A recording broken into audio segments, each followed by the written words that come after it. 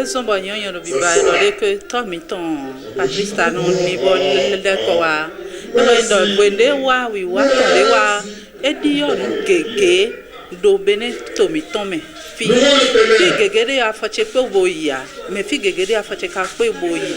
bon changement de bo mbiyo to ko me do kutam si to me yon mando agla le 13e mende yo da yo fide de bater sous un fo bogbon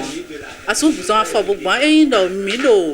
nugo yi alo mi do me blodo we ya kwa fide de asu zon fo boya tu peux pas me gbedion anagmo keke di boyi ango moto me boyi be no do fiero ye no do e do kamero quartier tewende mi gosene di yo vile yo da yo e da zo me yo e greve e kola no kwegbe e so ha mesia e wale ane lo dion malgré que y a la pandémie de yo vile yo était mo ka be me bi azome boyi examen do kodoko donc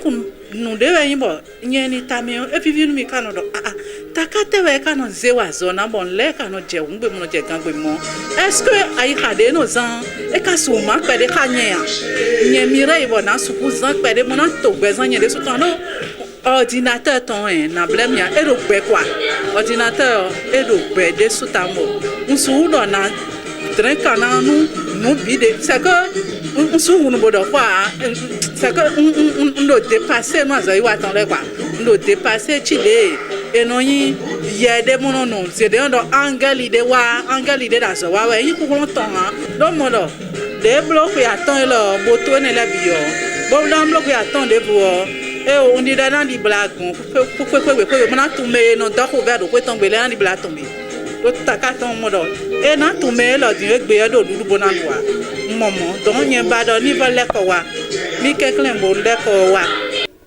Vous allez en souffrir, mais vous ne pouvez rien. C'est-à-dire, Mitello, il dit beaucoup, quand on va cadrer, il y a un blo, et un blo, tiens, et fille, et na fille, et na nyonou, do miton. Ben, hadani, yane, mana, buko, feta, na bolo, et do, feta.